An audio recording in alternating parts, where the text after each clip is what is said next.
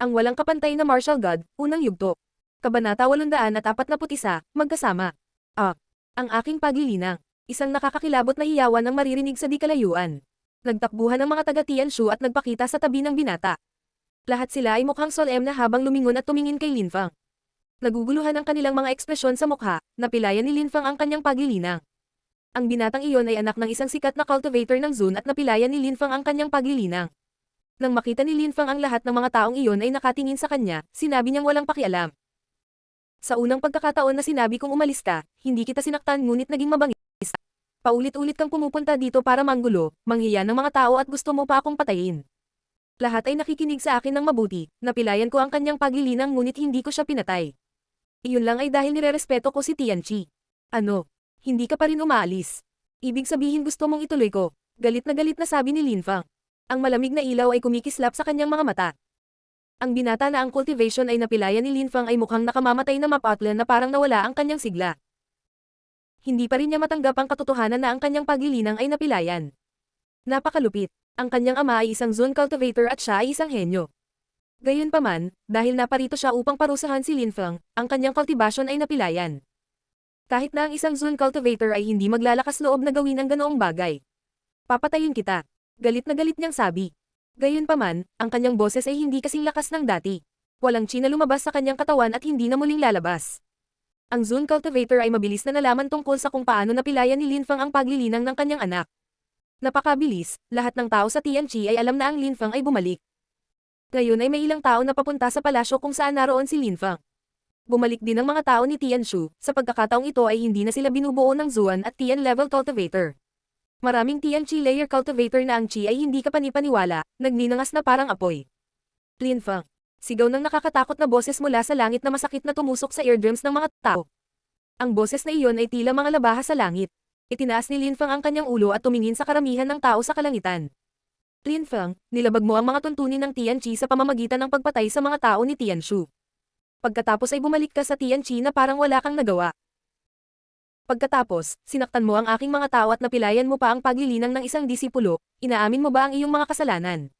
Sabi ng isang tao na napakalakas. Ang boses na iyon ang yumanig sa palasyo. Aminin ang aking mga kasalanan. Paulit-ulit na bumabalik ang mga tao ng Tianshu para guluhin ako. Gusto pa nila akong patayin. Ayon sa iyo, kung ang mga tao ni Tianshu ay nagdulot sa akin ng kaguluhan at nais akong patayin, kaya dapat kong hayaan silang gawin ito. Sagot ni Linfang habang malamig na nakangiti. Napakamatapang. Galit na sigaw ng boses. Isang napakalaking kamay ang lumitaw at inatake si Linfang.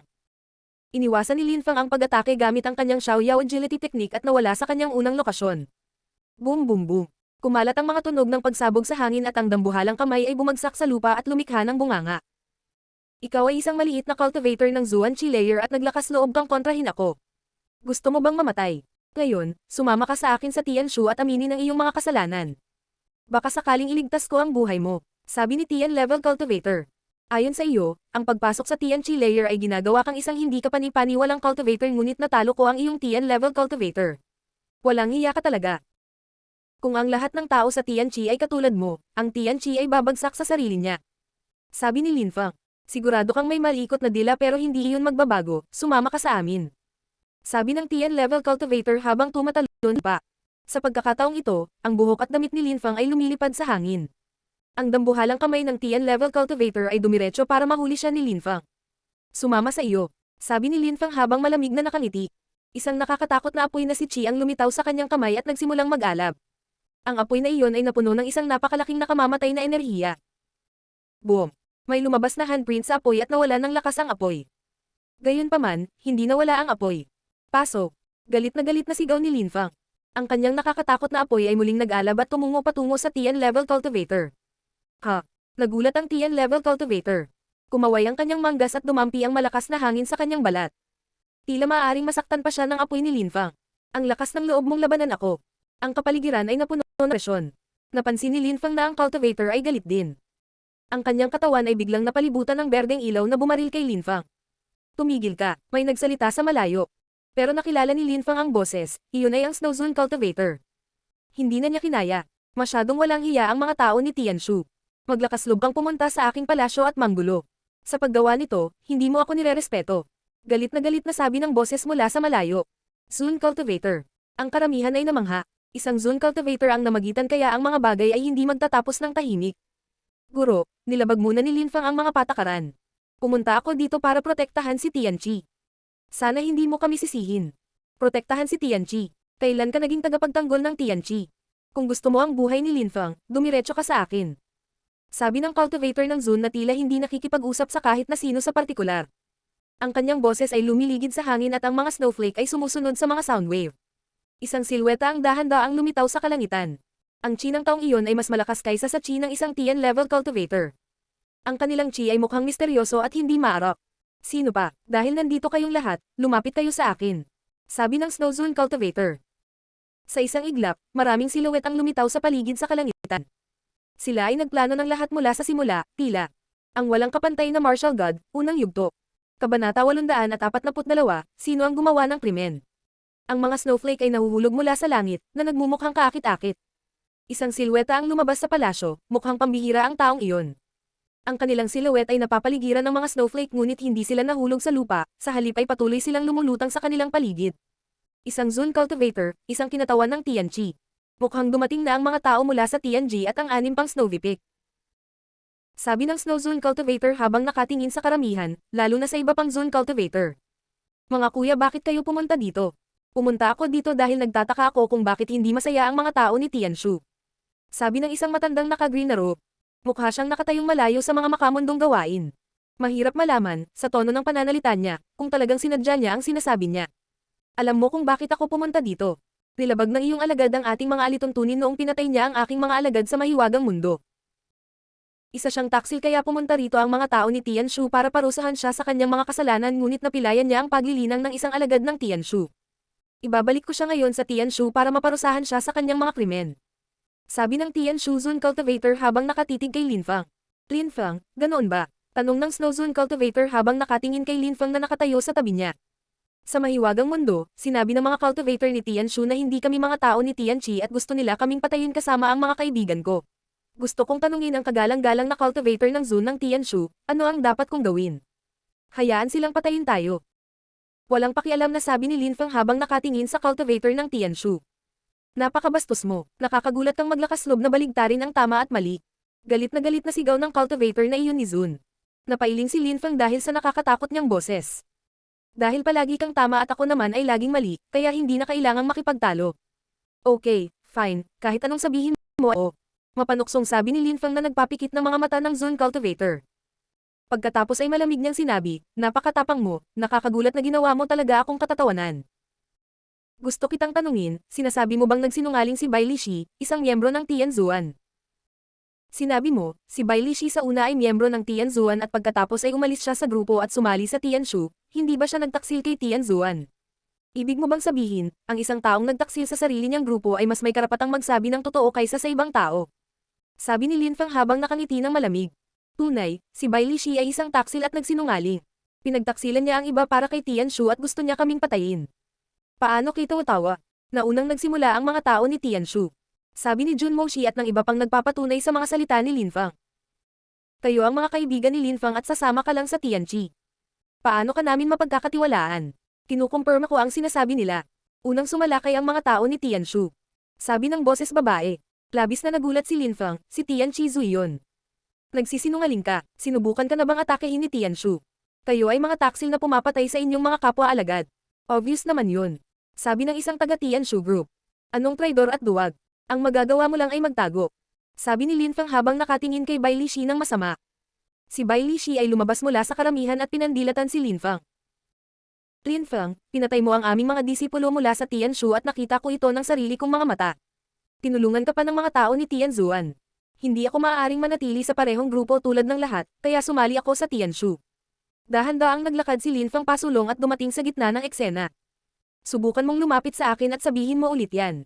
Sinulyapan ni Bai Lishi ang mga tao mula sa Tianshu at dahan-daang naglakad patungo kay Linfang. Pagkatapos ay lumapit siya sa kanya at sinabi, bakit ayaw ko?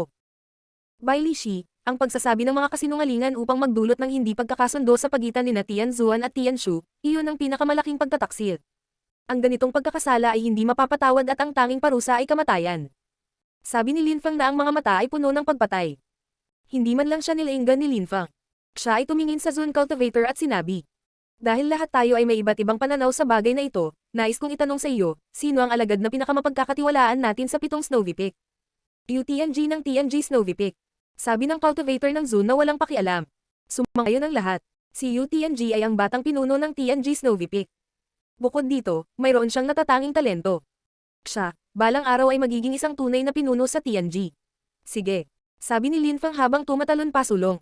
Malaki ang pagbabago sa ekspresyon ng mukha ni Bai Lishi, gusto niyang makatakas ngunit isang dambuhalang kamay ang humawak sa kanyang lalamunan dahilan para halos lumuwa ang kanyang mga mata sa kanilang orbit.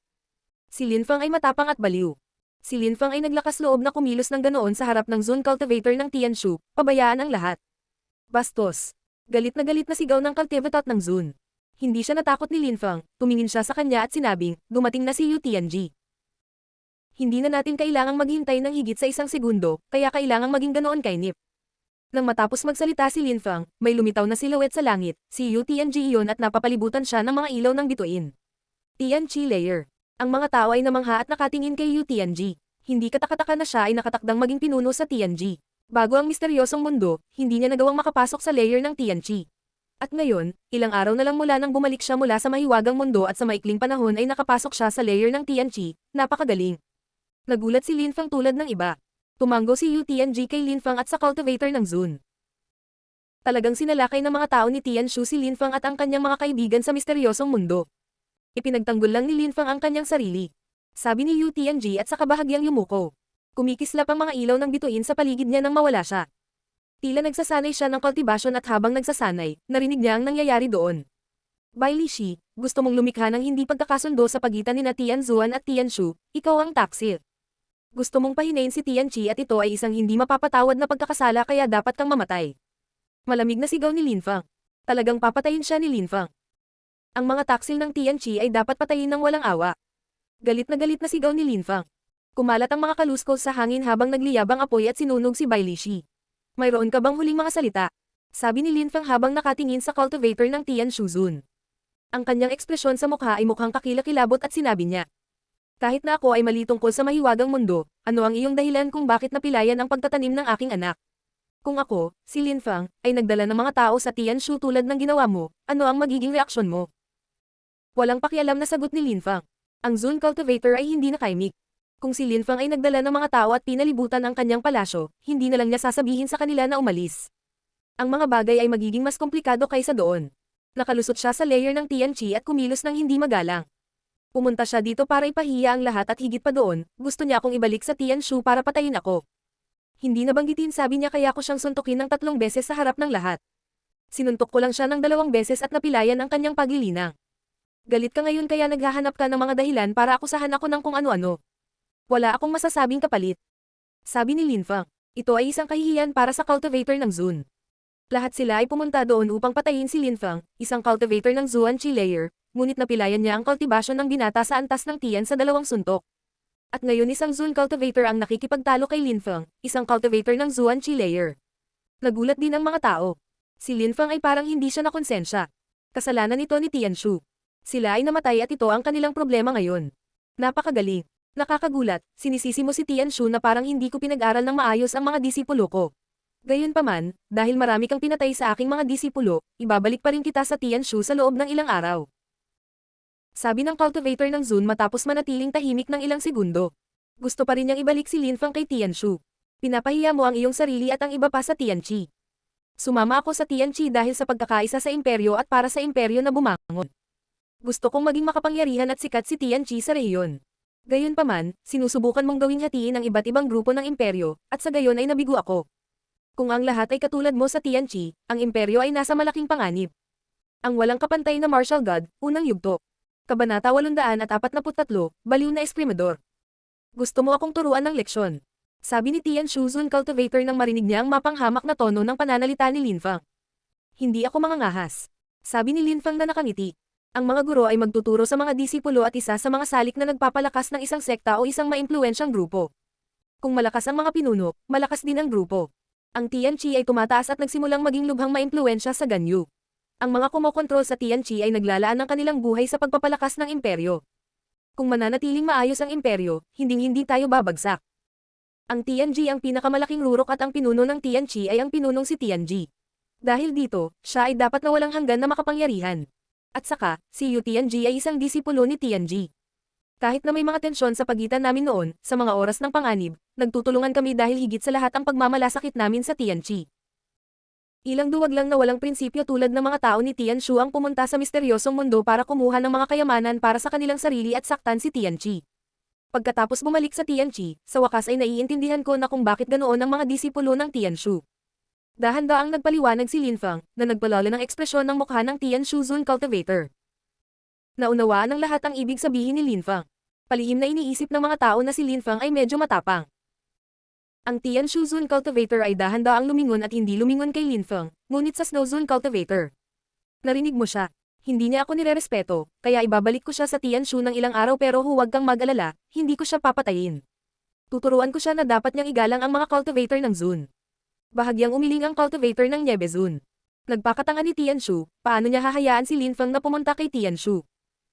Wala akong ganang magsalita, pero nagagalit ka kay Lin Feng dahil sa tingin mo ay hindi niya iginagalang ang mga cultivator ng Zun. Mga salita lang yan. Dumating dito ang iyong mga cultivator at pinalibutan ang aking palasyo na isang kahihiyan sa akin. Paano ko hahayaan si Lin Feng na umalis kasama ka sa Tianshu pagkatapos nito? Ang mga mata ng Snow Zun Cultivator ay kumikislap. Ang Tianqi ay umiral sa loob ng napakaraming taon at walang mga tensyon na umiiral. Ngunit tulad ng sinabi ni Lin Feng, hindi pa sila nahaharap sa panganib noon. Hanggang sa misteryosong mundo kung saan ipinakita ng ilang tao ang kanilang tunay na ugali. Pinatay ni Lin Feng ang aking mga disipulo at siya ang ugat ng lahat ng problema natin. Inaamin ko na ang aking mga alagad ay hindi naging magalang sa iyo, kaya tuturuan ko sila ng paggalang. Kung gusto mo akong tulungang turuan sila, ikalulugod kong matanggap ang iyong tulong. Gayunpaman, ibabalik ko pa rin si Lin Feng sa Tianshu. Sabi ng Zun Cultivator ng Tianshu. Hindi masyadong nagsalita ang Snow Zun Cultivator, umiling lang siya. Imposibleng alisin si Lin Feng. Gusto mong lumikha ng digmaan sa pagitan nina Tianzuan at Tianshu. Bilang isang pinuno, ano ang iniisip mo? Sigaw ng cultivator ng Tianshu Zun na ikinagalit ng lahat ng miyembro ng Tianzuan. Lumikha ng mga tensyon sa pagitan ng dalawang grupo. Akala ko ay mabait ang mga cultivator ng Zun sa Tianqi. Hindi ko akalain na ang ilang mga cultivator ng Zun ay magiging tulad ng mga normal na tao at magiging gaaman, tuso at walang hiya. Sabi ni Lin Feng habang malamig na nakangiti. Nagdulot ng kaguluhan ang mga tao ni Tianshu dahil gusto nila ang mga kayamanan ni Lin Feng. Ngayon, inaakusahan nila si Tianzuan na nagdudulot ng gulo. Napakamatapang. Sigaw ng Tianshu Zun Cultivator kay Lin Feng. Nag-freeze ang atmosphere at naglabas siya ng invisible energy na putok diretso sa ulo ni Lin Feng. Hindi man lang maramdaman ng mahihinang cultivator. Biglang ginamit ni Lin Feng ang kanyang nasirang kaluluwa at ang kanyang mga bronze na kampana para protektahan ang kanyang sarili. Umalangaw ang mga bronze bells at malakas na nanginag ang katawan ni Lin Feng. Napaatras pa siya ng ilang hakbang. Gotcha! Bumagsak si Lin Feng sa lupa. Kinokontrol ni Lin Feng ang kanyang sirkulasyon ng dugo upang pigilan ang pagdaloy ng kanyang dugo sa kanyang mukha, na naging sanhi ng pamumutla ng kanyang mukha. Ang Zun Cultivator ay maaaring atakehin ang kamalayan ng mga tao at nagawa niyang pakiligin ang kaluluwa ni Lin Feng. Gayunpaman, dahil sinanay ni Lin Feng ang sirang espiritong kasanayan at ang makajos na kamalayan na itinuro sa kanya ng 3 buhay na demonyo, nagawa niyang protektahan ang kanyang kamalayan. Gayunpaman, kailangan niyang magpanggap na siya ay nasugatan, kung hindi ay maniniwala ang mga tao na nakakuha siya ng hindi kapanipaniwalang mga kayamanan at mas nanaisin niyang nakawin ang mga ito. Paulit-ulit mo akong pinapahiya, kapag hindi kita tuturuan ng leksyon, hinding-hindi mo igagalang ang mga nakatatanda sa iyo. Sabi ng cultivator ng Zun na malamig na nakangiti. Mukha siyang baliw. Gayunpaman, isang nakakatakot na enerhiya ng espada ang sumalakay sa kapaligiran nang matapos siyang magsalita. Nararamdaman lamang ng mga cultivator ng Zun ang sword chi na tila nagbabanta sa kanila. Ang mga cultivator sa antas ng Zuan at Tian ay lahat ay parang nasusuffocate at hindi makagalaw. Sino yan? Biglang nagbago ang ekspresyon ng mukha ng Tianshu Zun Cultivator. Patuloy na kumakalat sa kapaligiran ang nakakakilabot na hiyawan. Sunod-sunod na sumisigaw ang mga disipulo ni Tianshu habang sila ay hinihingal. Kahit na walang sugat sa kanilang katawan, pakiramdam nila ay pinupunit sila ng mga talam. Hindi na nila kinaya ang sakit dahil natatakpan na sila ng malamig na pawis at nakayuko sa ilalim ng pressure. Kaunting pressure at mamamatay silang lahat. Labas. Galit na sigaw ng cultivator ng Tianshu. Kumakalat ang mga tunog ng kulog sa hangin. Isang espada ang gumuhit sa kalangitan at may lumitaw sa itaas ng karamihan. Ang taong iyon ay naglalabas ng isang nakakatakot na matalas na espada na chi na madaling pumatay sa lahat. Jian Fengzi, ano ang kahulugan ng lahat ng ito? Sabi ng cultivator ng Tianshu Zun, ngunit sa kaibuturan ng kanyang mga mata, makikita ng isa na siya ay natatakot. Kung kailangan niyang matakot sa isang tao lang sa Tianzuan, siya iyon. Ang taong iyon ay baliw at ang kanyang mga pag-atake ay lubhang nakakatakot. Sa Tianzuan, mayroong 3 Zone Cultivator at si Jian Fengzi ang pinakamalakas. Kahit na magkamali si Tianzuan, wala ka pa ring gagawin dito. Gayunpaman, sa tingin ko, tuturuan ko ang mga disipulo ni Tianshu. Sabi ng cultivator ng espada. Ang ekspresyon ng kanyang mukha ay tila matalas na parang espada. Ang bawat isa at bawat alagad ni Tianshu ay natakot. Jian Fengzi, masyado kang mayabang. Malamig na sabi ni Tianshu Zone Cultivator. Mayabang. Nakangiting sabi ng cultivator ng espada. Ikaw, ang mga taong Tianshu ay dumating at pinalibutan ang aking palasyo at kumilos na parang wala kang ginawang mali. Noon gusto mong kunin ang aking alagad, at ngayon ay tinatawag mo akong mayabang. Paano ka tawa-tawa? Bakit ka ba talaga pumunta dito? Alam ng lahat kung bakit. Kanina pa tumanggi si Tianchi. Kapag pinalad ang mga alagad, mabuti para sa kanila na hawakan ang kanilang sariling mga kayamanan. Ngayon, tuturuan ko ang mga tao ni Tianshu kung bakit tayo maaaring kumilos ng mayabang sa harap mo. Nang matapos siyang magsalita, nahulog mula sa langit ang isang nakakatakot na sword chi. Gustong salakayin ni Jian Fengzi ang mga disipulo ni Tianshu pati na rin ang cultivator ng Tianshu Zone. Hindi niya hahayaang mabuli ng sino man ang mga tao ni Tianzuan. Ang walang kapantay na martial god, unang yugto. Kabanata 844, bagong panahon para kay Tianzuan. Isang nakakatakot na pressure ang lumalabas mula sa katawan ni Jian Fengzi na nagpahirap sa mga taong nasa ilalim niya. Tila ang buong katawan niya ay naging isang hindi masisirang espada at walang makakapidyo sa kanya. Isang lalaking tulad ng isang espada, ang kanyang sword chi ay tila walang katapusan sa paligid niya. Sasalakayin niya. Nagpanik ang karamihan. Si Jian Fengzi ng Tianzuan ay nakakagulat na sasalakayin ang Zone Cultivator ng Tianshu. Siya ay walang takot at hindi maatim na mayabang. Ang Zone Cultivator ng Tianshu ay pinahiya si Tianzuan at ngayon ay ipapakita niya sa kanya at sa kanyang mga disipulo na ang gayong pag-uugali ay hindi matitiis. Ang Zone Cultivator ng Tianshu ay humila ng mahabang mukha habang nanginginig ang kanyang chi. Dumating siya para parusahan si Lin Feng ngunit hindi niya akalain na lalabas si Jian Fengzi kahit na umatake siya. Mabuti, napakabuti. Naging malamig ang ekspresyon ng mukha ng Tianshu Zone Cultivator. Sa isang iglap, isang nakakatakot na dugong chi ang naramdaman sa hangin. Maaaring gawing dugo ng mga cultivator ng layer ng Zone Chi ang kanilang dugo at magagamit nila ang lakas ng dugo upang maihatid ito mula sa henerasyon hanggang sa henerasyon sa loob ng libu-libong taon. Ang kanyang dugong chi ay umaagos na sa langit. Sa sandaling iyon, naramdaman ng mga tao ang dugong chi ng Zone Cultivator ng Tianshu, pakiramdam nito ay sisabog ito sa buong rehiyon na parang karagatan. Krr, krr. Ilang banayad na tunog ang kumalat sa hangin. Si Jian Fengzi ay mukhang isang walang katulad na espada. Isang nakakasilaw na liwanag ang lumitaw sa itaas ng kanyang mga kilay. Isa itong matalim na pilak na espada na diretsong bumaril sa ulo ng Tianshu Zone Cultivator, sa pagitan mismo ng kanyang mga kilay. Tumibok ang puso ng mga tao, lumunok sila ngunit masyadong tuyo ang kanilang mga dila. Nakakabaliw. Narinig na ng lahat ang pangalan ni Jian Fengzi ngunit hindi nila naisip na ganito siya kabaliw. Ang kanyang espada ay lubhang matalas at tinututukan niya ang kamalayan ng Tianshu Zone Cultivator. Ang ganitong mga pag-atake ay mas nakakatakot kaysa sa pisikal na pag-atake. Ang gayong pag-atake ay maaaring magpalipad sa kaluluwa o magkawatak-watak. Marahas na umungal ang Zone Cultivator ng Tianshu. Isang nakakasilaw na liwanag ang lumabas sa kanyang katawan. Si Jian Fengzi ay napakalayo na. Isang malawak na karagatan ang lumitaw sa harap ng mga kilay ng Zone Cultivator ng Tianshu. Tila tsunami at dumiretso ito sa espada. Sa sandaling iyon, marahas na nanginginig ang maraming tao. Kung sila ang naging target ng gayong mga pag-atake, ang kanilang mga kaluluwa ay nadurog agad. Ang espada ay tumagos sa tubig at durog na alon ng hindi natitinag. Sa pagitan ng mga kilay ng Tianshu Zone Cultivator, patuloy na kumikislap ang mga nakasisilaw na ilaw. Ipinikit niya ang kanyang mga mata at pinakipot ang kanyang kamalayan upang harangan ang espada. Isang napakalaking alon ang lumitaw na may pagbagsak.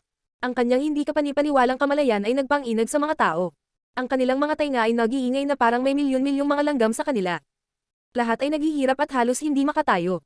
Ang mga naglalakihang alon ay patuloy na lumalabas sa katawan ng Zone Cultivator ng Tianshu at sa wakas ay nagsimulang bumagal ang nakasisilaw na espada. Napaungol si Jian Fengzi nang lumabas ang mga kulog sa kanyang bibig. Muling lumitaw ang nakakasilaw na mga ilaw sa pagitan ng kanyang mga kilay at lumitaw ang isa pang nakakatakot na espada. Naghalo ito sa kamalayan ng espada na nasa harapan niya. Isang nakakatakot na pressure ang nagpahirap sa buong karamihan at ang kanilang mga kaluluwa ay tila lumipad palayo. Higit pa rito, muling nawasak ang alon ng Zone Cultivator ng Tianshu. Ang Tianshu Zone Cultivator ay nagsimulang manginig at ang kanyang buong katawan ay natatakpan ng malamig na pawis. Kahit nakapikit pa rin ang ekspresyon ng mukha niya ang patunay na nahihirapan siya. Ang Sword Cultivator ay mukhang malamig ang ulo gaya ng dati at ang kanyang ekspresyon sa mukha ay mukhang kasing talas. Siya ay tumalon pasulong at ang presyon ay hindi mabata tulad ng dati. Ang kanyang nakakasilaw na mga ilaw ay sumalakay sa buong kapaligiran at ang kanyang walang katapusang sword energy ay bumaril sa Tianshu Zun Cultivator. Isang nakakatakot na hiyaw ang kumalat sa hangin.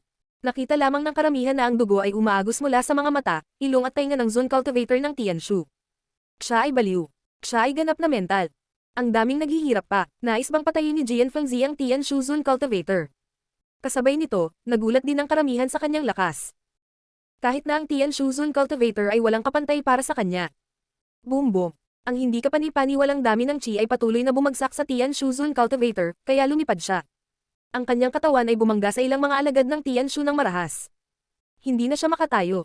Binuksan niya ang kanyang mga mata at mukhang galit na galit. Gamit ang dalawang kamay, itinulak niya ang mga disipulo ni Tianshu at tumayo.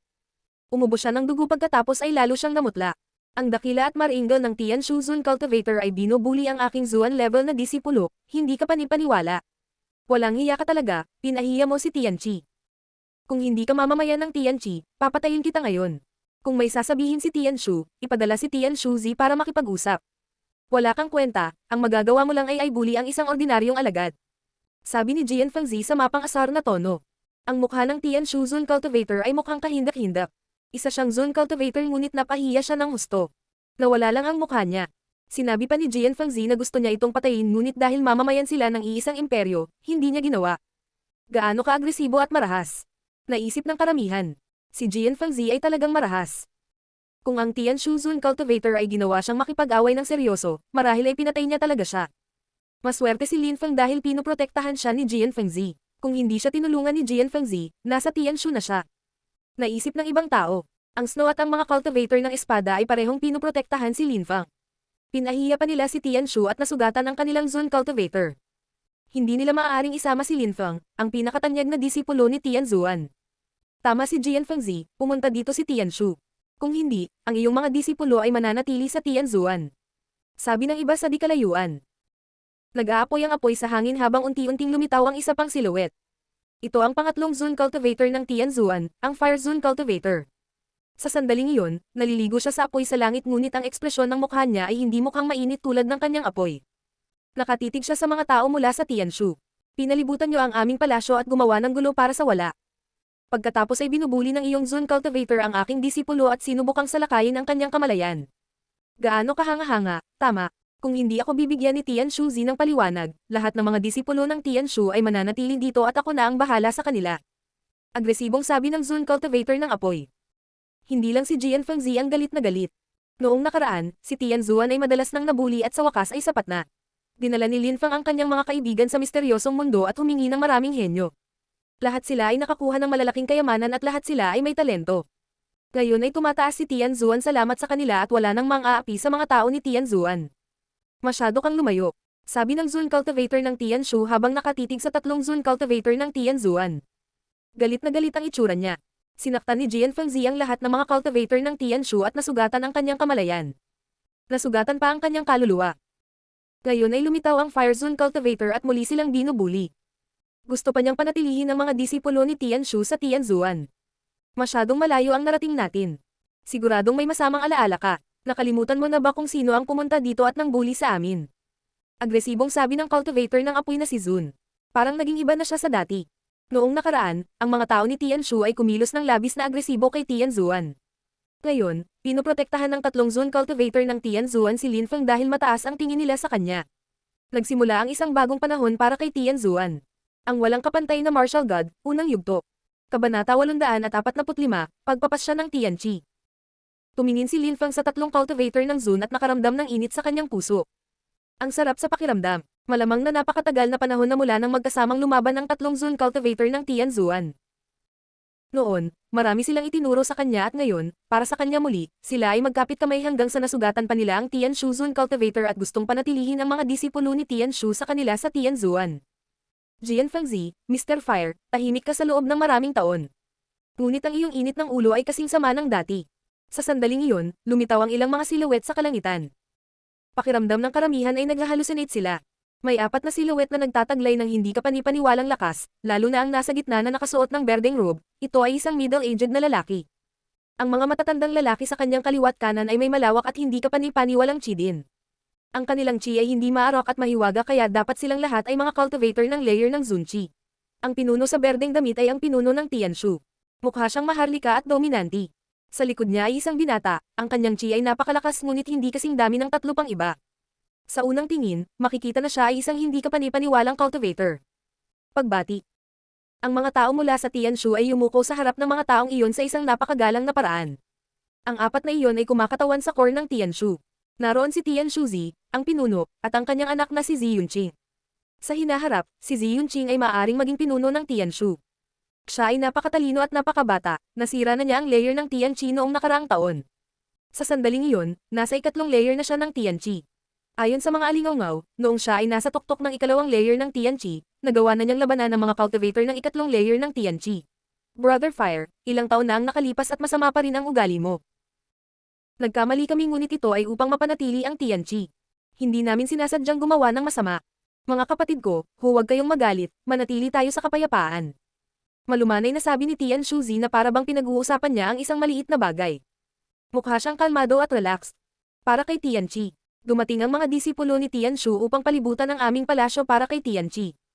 Para kay Tianqi, gusto mong ibalik ang aking alagad na si Linfeng sa Tianshu. Sabi ng Fire Zone Cultivator, napakalakas ng boses nito na tumatagos sa eardrums ng lahat. Ginagawa ni Tianshu Zi ang mga bagay na mas simple kaysa sa aktwal. Nais nilang ibalik si Linfeng kay Tianshu at nakawin ang kanyang mga kayamanan. Ang pagsasabi na ito ay para kay Tianqi ay talagang walang kahihiyan. Iyon ay isang hindi kinakailangang pagkakamali, talaga. Maaari nating pag-usapan ang bagay na ito. Si Tianshu at Tianzuan ay kapwa kabilang sa Tianqi kaya dapat tayong magsikap para sa kapayapaan. Sinaktan mo rin si Tianshu ngunit hindi ko sinaktan si Linfeng. Ibabalik ko na lang siya sa Tianshu, kung hindi ka pa rin nakakahanap ng comfort niyan pwede ka na rin pumunta. Mabagal na sabi ni Tianshu Zi. Siya ay tila lubos na kumpiyansa at kumbinsido na ibabalik niya si Linfeng sa Tianshu. Inaasahan ko ang isang mas mahusay na paliwanag pero parang hindi mo ako sineryoso. Walang problema, maglaban tayo. Sabi ni Jian Fengzi. Ang kanyang nakakatakot na espada ay muling lumitaw nang ang kapaligiran ay sinalakay ng isang walang katapusang dami ng enerhiya ng espada. Hindi na kailangang makipag-away. Hindi ako naparito upang lumikha ng mga tensyon sa pagitan ni Tianzuan at Tianshu, kahit na hindi upang labanan. Sinabi ko sa iyo, lahat ng ginagawa ko ay para kay Tianqi at para maging mas makapangyarihan si Tianqi. Gusto kong dumating ang mga kapatid natin mula sa Tianqi. Walang pakialam na sabi ni Tianshu Zi. Ngayon nagbulungan ang lahat. Gusto ni Tianshu Zi na dumating ang pinuno ng Tianqi. Ang Tianqi Snowy Peak ay ang pangunahing rurok kung saan naroon ang mga pinuno ng Tianqi. Ano ang gustong gawin ni Tianshu Zi? Biglang lumitaw ang isang liwanag ng bituin sa langit na lalong lumaki at nagninangning. Naglalaman ito ng silhouette ng isang maringgol na matanda. Habang unti-unti siyang lumilitaw, parang may kakaibang kulay ang silhouette niya na parang hinihigop niya ang kapangyarihan ng mga bituin. Ang kanyang isip ay umalis sa kanyang katawan. Ang mga tao ay namangha. Hindi iyon katawan, iyon ang kanyang isip. Maaaring ang katawan ng Zone Cultivator ay milyon-milyong kilometro ang layo. Big Brother. Yumukod ang ilang inaasahan ko ang isang mas mahusay na paliwanag ng Zone sa harap ng matanda. Ang mga tao ay namangha na ngayon ay naunawaan kung sino ang matanda. Siya ang pinuno ng Tianqi at pinuno ng buong imperyo ng Tianqi. Ang pinuno ng Tianqi ay tumanggo sa ilang maliliit na pinuno at sinabi. Alam ko ang sitwasyon. Tianshu Zi, ano ang iyong layunin? Ipaliwanag ito ng malinaw. Big Brother, lahat tayo ay miyembro ng Tianqi. Kumbinsido din ako na sa mahiwagang mundo, nagpakita ang emperador at sinabing nakuha ng isang alagad na tinatawag na Linfeng, na kamakailang sumali sa Tianqi, ang nakakuha ng puso ng Jade Emperor. Bawat maimpluwensyang grupo ay gugustuhing atakihin tayo dahil dito. Hiniling ni Linfeng sa lahat na iwanan siya ng mag-isa upang labanan ng ilang malalakas na cultivator na nakakagulat na nawawala pa rin. Kaya naisip ko na nakuha ni Linfeng ang ilan sa mga pinakadakilang kayamanan ng emperador. Mabagal na sabi ni Tianshu Zi. Sa wakas, nagsasabi siya ng totoo, na ang layunin niya ay kunin ang mga kayamanan ni Linfeng. Brother, dahil nahulaan ko na, hindi mo ba naisip na ang ibang maimpluwensyang grupo ng rehiyon ay huhulaan din yan? Walang nakakaalam kung ano mismo ang nakuha ni Linfeng.